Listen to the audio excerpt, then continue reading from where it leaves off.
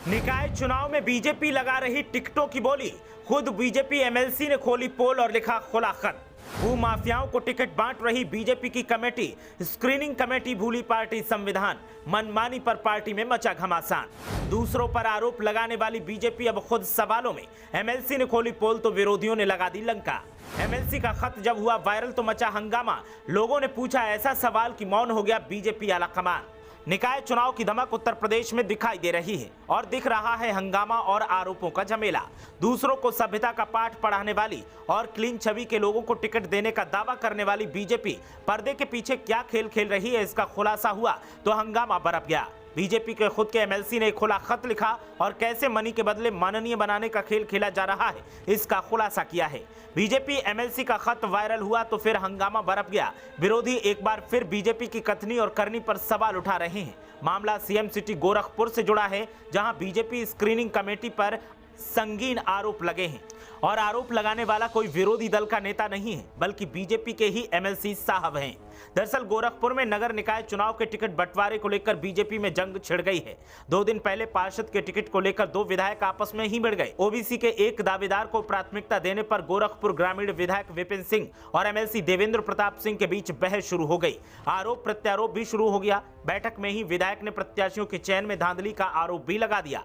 उनके समर्थन में एक बड़े नेता भी आ गए। एमएलसी ने प्रदेश अध्यक्ष से इसकी शिकायत भी की। अभी ये मामला शांत भी नहीं हुआ कि शुक्रवार को ये घमासान एक बार फिर और बढ़ गया। बीजेपी एमएलसी और स्क्रीनिंग कमेटी के सदस्य देवेंद्र सिंह ने बीजेपी उपाध्यक्ष और एमएलसी डॉक्टर धर्मेंद्र सिंह के साथ महानगर अध्यक्ष राजेश गुप्ता पर टिकट वितरण में धनादोहन का गंभीर आरोप लगाया है। एमएलसी का आरोप है कि आपराधिक और भू माफिया प्रवृत्ति के लोगों को लाभ लेकर टिकट दिया गया है। एमएलसी ने प्रदेश अध्यक्ष को शनिवार को 3 पेज का पत्र लिखकर सूची पर दोबारा विचार करने की मांग की है। शनिवार को प्रदेश अध्यक्ष को लिखे पत्र में एमएलसी ने आधा दर्जन वार्डों में पार्षदों के टिकट वितरण में अनियमितता का आरोप लगाया है। एमएलसी ने आरोप लगाया है कि पूर्व क्षेत्रीय अध्यक्ष और महानगर अध्यक्ष दोनों ने गोलबंद होकर निष्ठावान कार्यकर्ताओं की उपेक्षा करते हुए धनादोहन कर उम्मीदवारों का मनमाना फैसला बना लिया है। वे अपने लोगों को पार्टी का प्रत्याशी बनाना चाहते हैं। एमएलसी का आरोप है कि गया घाट वार्ड संख्या 39 में सामान्य सीट पर निष्ठावान कार्यकर्ता कृष्ण मोहन शाही के नाम पर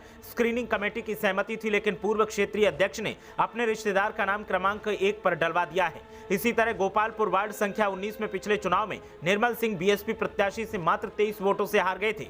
5 साल की सक्रियता के बाद उनकी पत्नी का नाम सूची से हटाकर बाहरी व्यक्ति को टिकट की संस्तुति कर दी गई। अशोकनगर वार्ड में निवर्तमान पार्षद राजेश तिवारी की पत्नी की दावेदारी को दरकिनार कर ऐसे व्यक्ति को टिकट दिया गया है जो आपराधियों का संरक्षण दाता है। सरदार भगत सिंह नगर वार्ड में भी ऐसे व्यक्ति को टिकट की संस्तुति की गई है जो पार्टी का सामान्य सदस्य भी नहीं है। जंगल सालिग्राम में ऐसे व्यक्ति का नाम 1 नंबर पर भेजा गया है जिसे वार्ड के लोग भयक्रांत रहते हैं। शक्तिनगर में भू माफिया प्रवृत्ति के व्यक्ति की पत्नी को टिकट दिया जा रहा है। एमएलसी ने नगर पालिका देवरिया की निवर्तमान अध्यक्ष को दोबारा टिकट देने को लेकर भी आपत्ति जताई है। उनका आरोप है कि अध्यक्ष पद के लिए निष्ठावान कार्यकर्ताओं की उपेक्षा की जा रही है। इसी तरह नगर पंचायत घगसरा के लोकप्रिय बीजेपी नेता रमेश चंद्र प्रधान की उपेक्षा कर अपराधी और भू माफिया को टिकट दिया जा रहा है। एमएलसी देवेंद्र प्रताप सिंह का कहना है कि टिकट वितरण में अनियमितता को लेकर प्रदेश अध्यक्ष को पत्र लिखा है। पत्र वायरल कैसे हो रहा है, इसकी जांच होनी चाहिए। पत्र में जो कुछ लिखा है वो तथ्यों के आधार पर है। प्रदेश अध्यक्ष को वस्तु स्थिति से अवगत करवा दिया गया है ताकि निष्ठावान कार्यकर्ता की उपेक्षा ना हो सके। प्रदेश अध्यक्ष से दोबारा दावेदारी पर विचार करने की मांग की गई है। महानगर अध्यक्ष राजेश गुप्ता का कहना है कि एमएलसी देवेंद्र प्रताप सिंह के द्वारा लगाए जा रहे सारे आरोप निराधार हैं। स्क्रीनिंग कमेटी में अन्य सदस्य भी थे, सभी की सहमति पर ही सूची फाइनल हुई है। एमएलसी किस आधार पर आरोप लगा रहे हैं वे ही बता सकते हैं। बीजेपी एमएलसी का खुला खत वायरल हो रहा है और पार्टी के ही नेता उनके द्वारा उठाए गए सवालों पर सीधा वार कर रहे हैं और जवाब मांग रहे हैं। एक दूसरे पर पार्टी के ही नेता कीचड़ उछाल रहे हैं, जिससे पार्टी की छवि पर ही सवाल उठने लगे हैं। देखना यह है कि आलाकमान अब मामले में क्या फैसला लेता है और कैसे हालातों को संभालता है। ब्यूरो रिपोर्ट, मीडिया हलचल।